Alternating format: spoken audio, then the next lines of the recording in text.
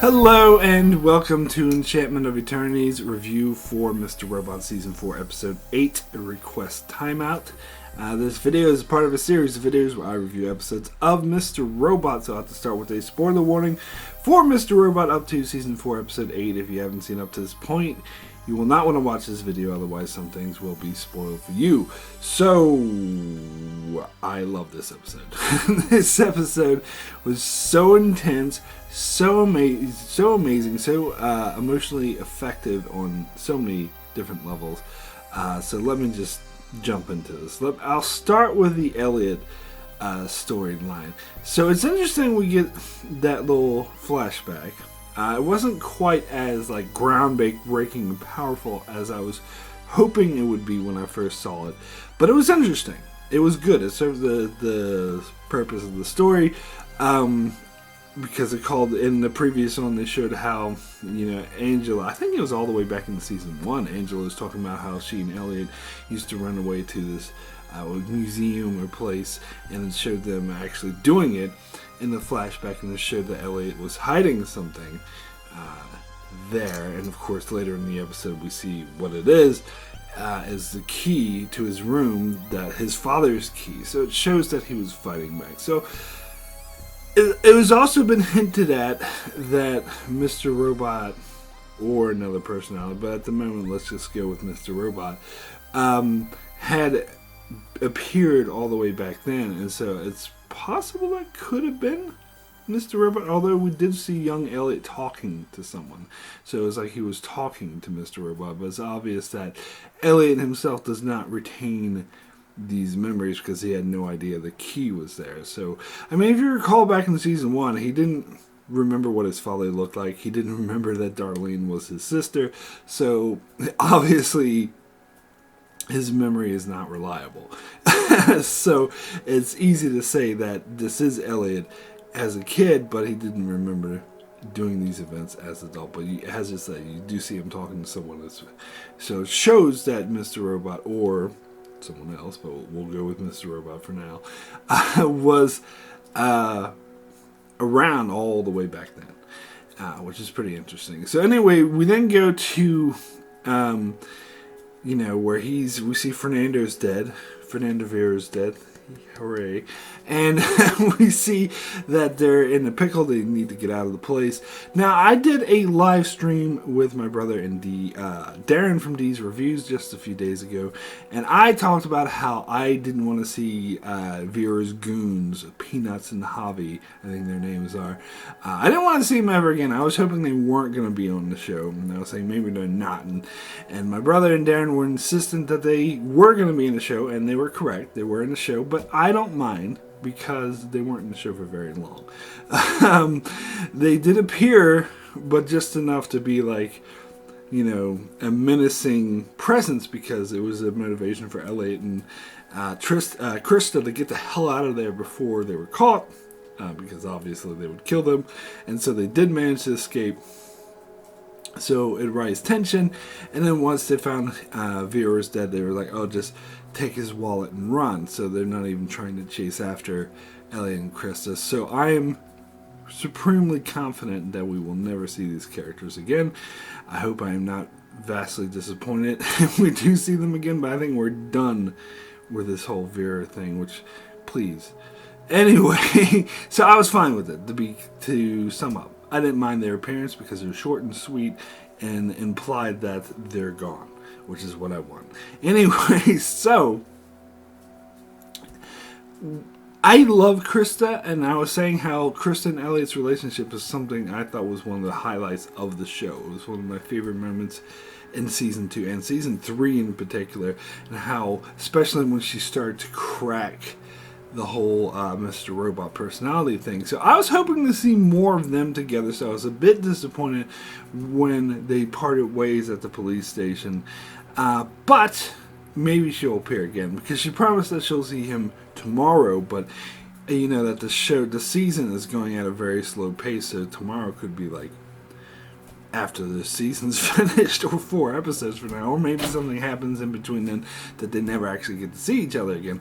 So I do hope that we do see her again, and I was a tad bit disappointed that they weren't together longer. I was hoping that she would help him through, but it does make total sense that her first reaction would be go to police, and Elliot's first reaction would be no, I don't want to go to the police. And I think it's great. It shows the kind of relationship they have, that she was willing to let him not go to police, that she didn't push him to do it, where you think that she would, because she was very frantic, and of course after going through that trauma with Vera. But I think it shows her professionalism, and also how much she cares about Elliot, and also really shows how much she cares about Elliot, that she's willing to see him again. In fact, he said, I don't want to get you in any more trouble. He blamed himself for what happened with her and Vera, and she's like, I shouldn't bother you, I don't want to bother you anymore.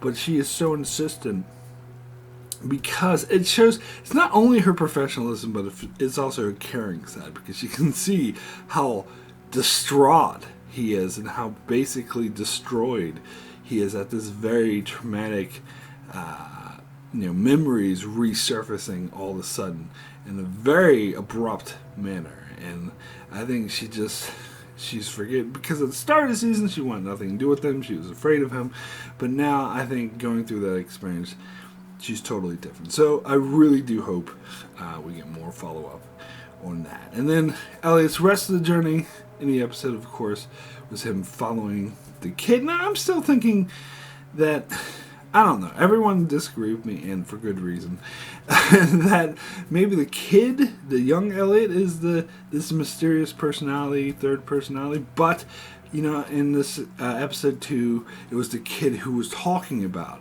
oh, is it going to be Elliot? No. Is it going to be Mr. Robot? No. Oh, it's going to be the other one. So it doesn't make sense if the kid's talking about the other one, if the kid is the other one. So it's probably not the case, but I don't know. I think it would, maybe somehow they can make it that. I don't know. I'm pretty sure I'm wrong. So you don't need to tell me I'm wrong. I know I'm wrong, but maybe. We'll see. Anyway, it is interesting that the kid takes him back to the museum, and he follows him. So it is kind of, he is kind of another personality of Elliot, and he talks to Elliot. That is in his head. So he may not be the specific third one, but he's definitely a aspect of Elliot that represents maybe his buried memories that he doesn't remember. But in whatever, I don't know, getting a bit complicated now, but whatever the case, they get in, he finds the key, and he realizes that he did fight back, and it makes him think about it differently. And of course we get the reconciliation scene with him and Mr. Robot, which was really nice. That was really touching, and was interesting to think about, because as they were Mr. Robot was apologizing and saying, you invented me to protect him. And then he also talked about how Elliot let him back. So we didn't see Mr. Robot before. We thought it was because in the previous episode he left. He said, that's it, I can't protect you anymore, I'm gone. But then in that scene, Mr. Robot implies that it was Elliot who was shutting him out.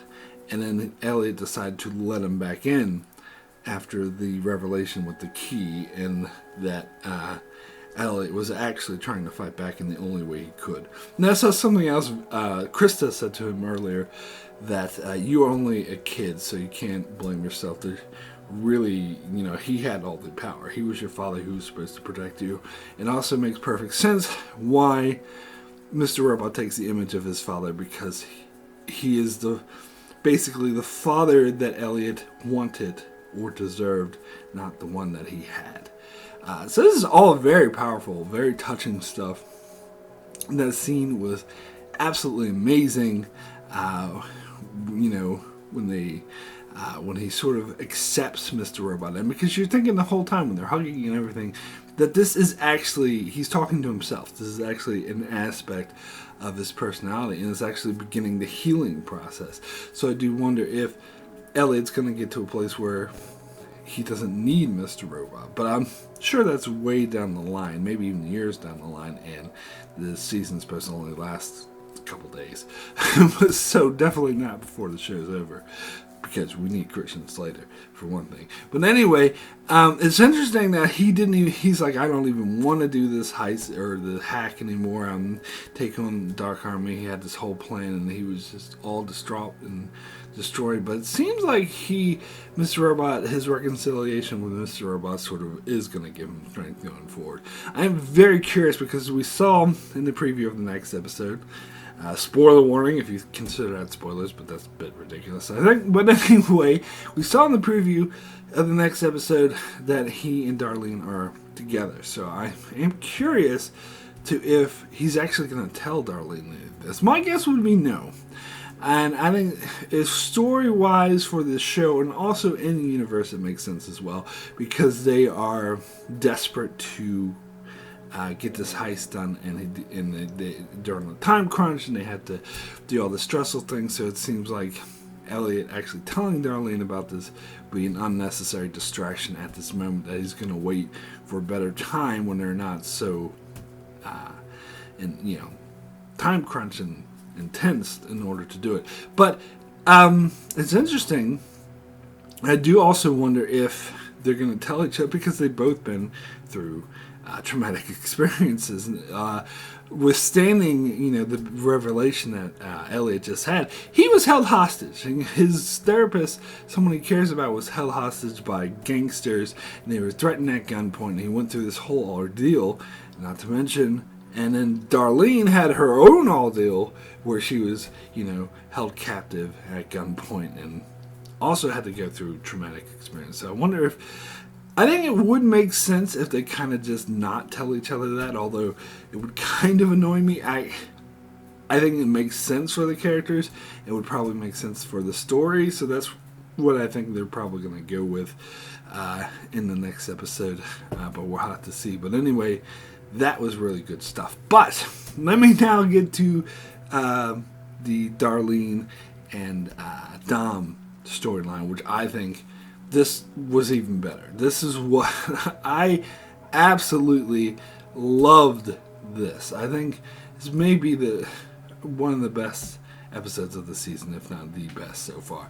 I mean, the Dom and Darlene stuff with Janice holding, that was I think this is the most intense. There's been a lot of really intense, nail-biting, edge-of-your-seat kind of things in Mr. Robot, but I might say that this is the most intense.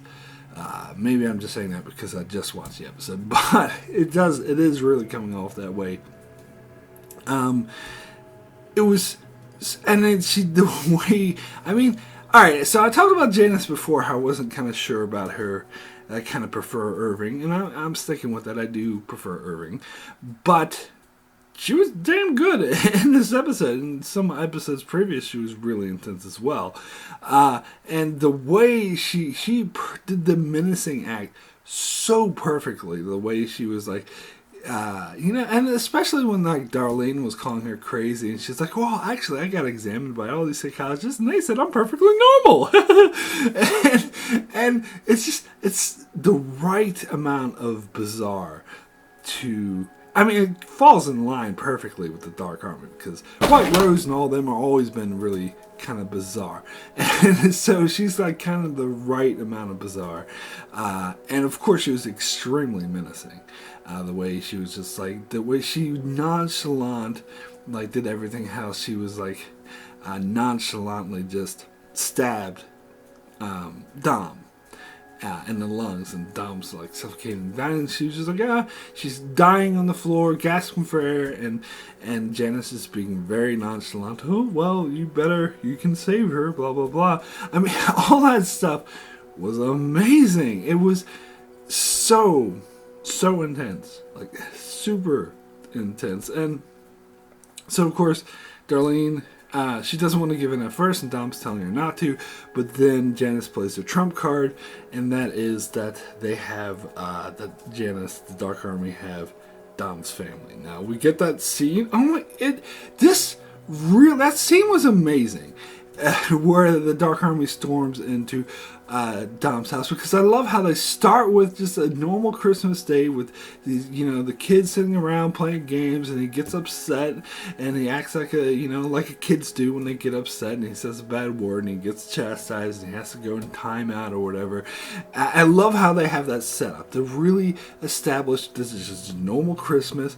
They're just going about their day, and all of a sudden fucking guys with guns come in and freaking it really relates how horrifying that is, and it really hammers home the stakes. It was beautifully done. And then I love, of course, how that's all they show us, because there's a reason for that. I love that they held this reveal. I think it would have been totally ruined if they showed the reveal. I love how they made us think this whole time that the Dark Army was holding Dom's family, because it really drives the stakes. And of course that is what pushed Darlene to do it, because you may debate, because she was somewhat willing to let Dom die even though she didn't want to, but I think it's because partially she knew that Dom wanted to die to protect her family, and Dom was telling her not to give in to Janice, which probably helped her along.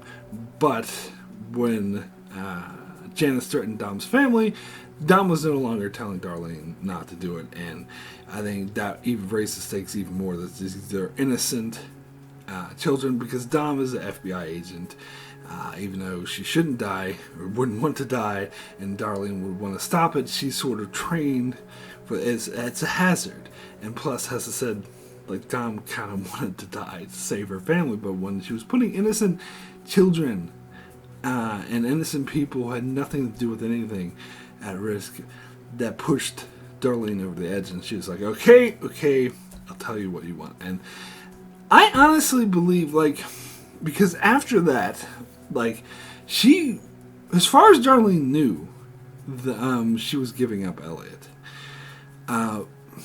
But because she would have had no idea that he didn't have his phone on him, she would assume he would, because she had actually found him before, because several times, by using that app, and he did have his phone on him.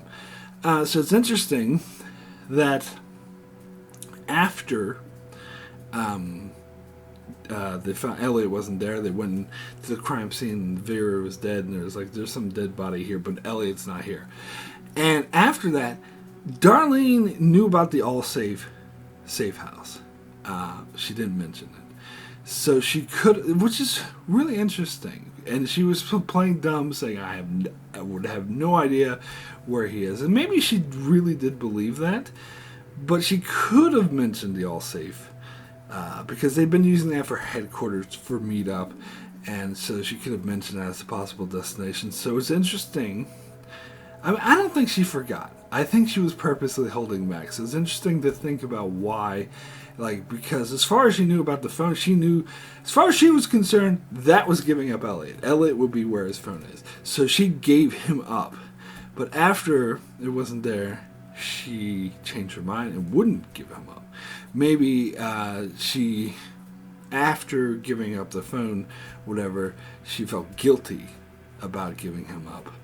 And maybe that guilt drove her to change her mind and not give him up again. When he could have, when she could have, sorry. And basically he was there. He did go there eventually, so if she did tell him about the location, they would have gotten Elliot. But as far as she concerned, she was letting Dom's family die. She changed her mind about that. But of course, we get the big reveal, and I absolutely love this reveal so much. I think this is absolutely amazing. The way we see blood on the phone when she tries to call the Dark Army men. We, of the audience, have no idea why. And Dom's just like, well, your men are dead. And it's probably him. He's probably been trying to call me. And she's like, him? What do you mean him? And I was thinking, all the possibilities, yeah, what kind of him is she talking about? I don't remember any him that could come to her rescue. But then, of course, we got the big reveal.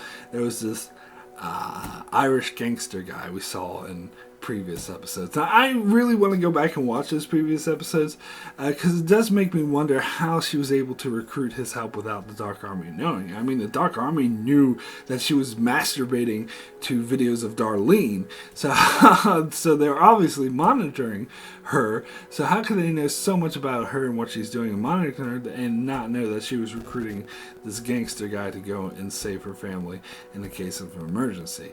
I'm sure, to be clear, I'm not saying this is a plot hole or a writing mistake or anything like that. I'm sure it's there in the previous episodes. I just want to go back and watch it. Maybe someone will tell me. Because I'm sure everything fits together perfectly. It does make me want to really go back and watch those previous episodes to see what the deal, because I don't really remember. It was like a couple weeks ago since I've seen it, what the deal with this gangster guy was, but and I do think like he barely appeared in the show, but when we saw him, and this is something I said, a lot of other reviewers said, my brother said this, a lot of people said this, when he first appeared, there was a Chekhov's gun situation. There's a reason why we're seeing him. He's not just there just to be there. And turns out, here it is. Here's the reason. I think it's beautiful. I think it works so well. That was just so intense. I love, actually, how crazy over the top he is compared to Janice, and how they just bounce off each other. And Janice is like, you don't know what you're messing with, blah, blah, blah. And she's like, yeah, I heard it all before. You're going to come down and kill me, etc., whatever, I'll be fine. That was amazing. That was absolutely amazing. And of course, like how he just killed all the Dark Army goons, and of course while Janice was distracted, she freaking, I mean, this shows how freaking hard a badass that Dom is, what a hard case she is. She's able to pull the knife from her, stab her attacker, and while she's like had this huge gaping wound, she can barely breathe, she shoots Janice's goon before he can shoot her, and then she kills Janice.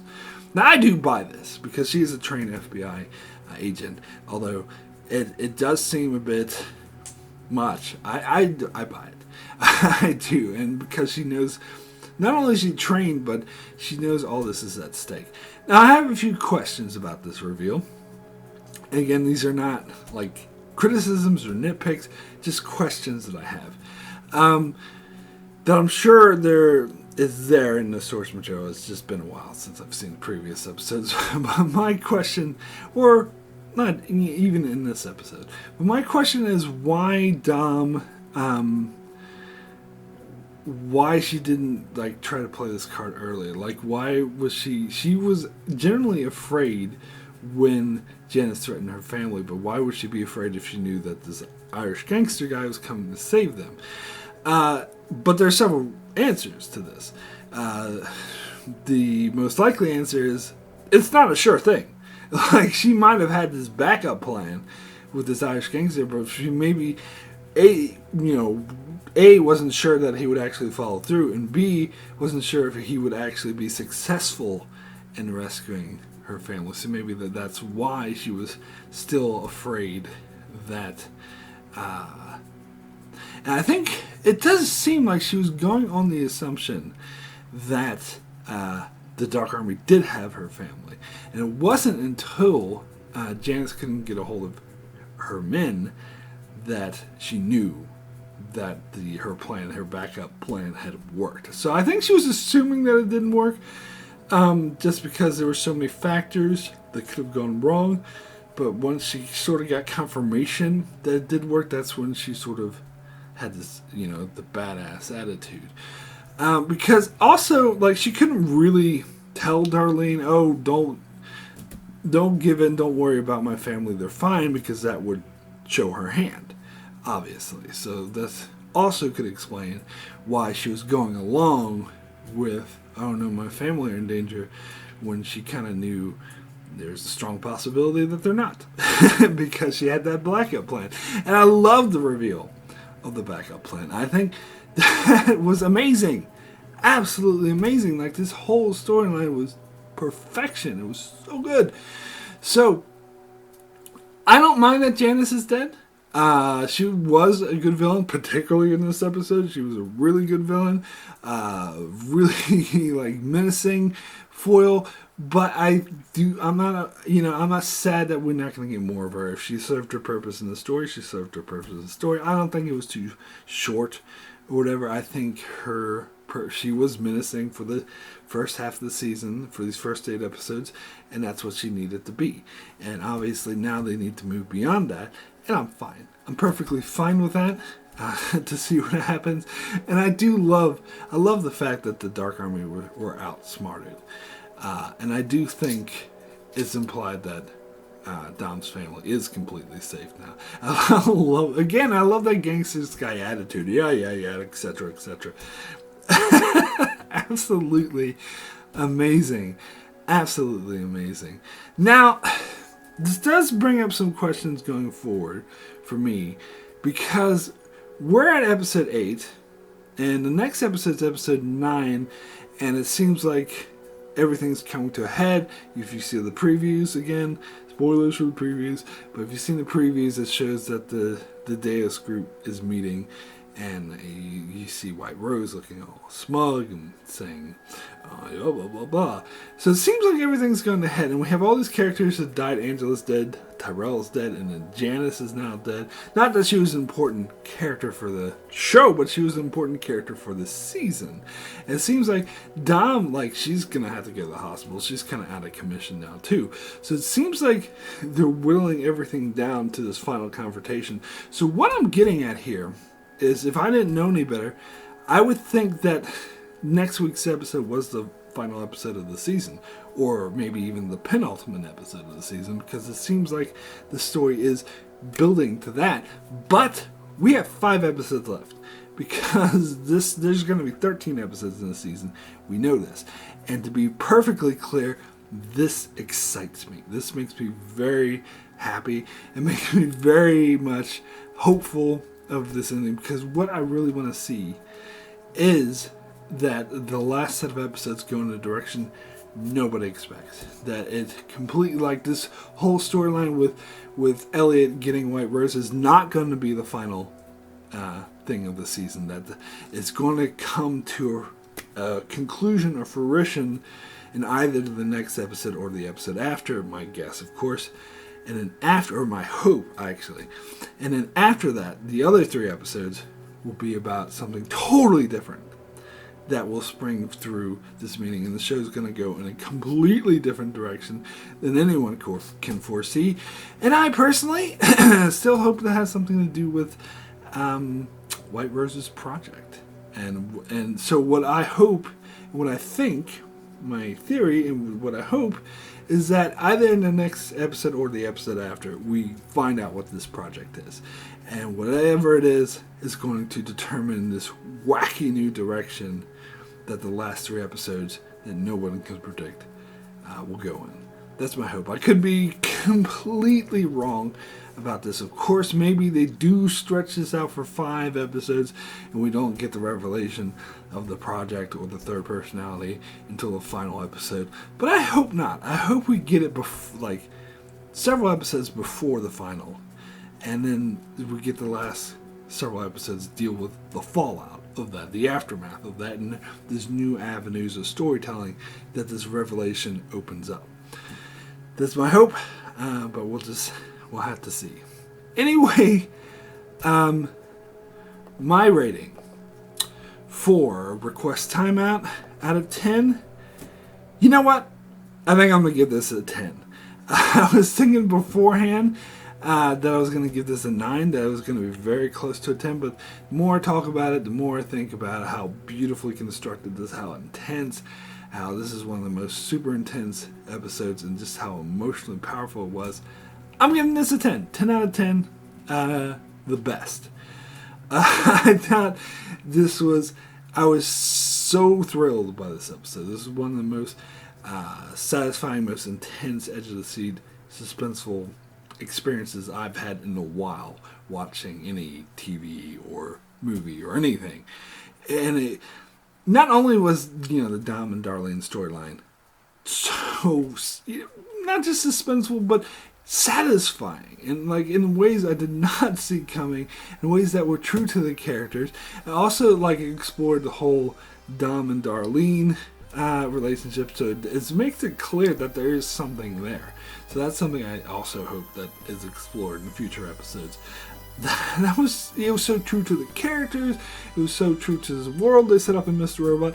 But on top of that, we get Elliot exploring what the huge revelation of the previous episode, which is also a major thing, how that affects him, and coming to terms with that. And that was also amazing. So this is just beautiful episode all around. And I have very, very high hopes. Those who follow my channel might know that I wasn't as happy or as positive about some of the previous episodes, so I got a lot of slack for that, but I am not changing my mind or backing down from any of my criticisms of the previous episodes.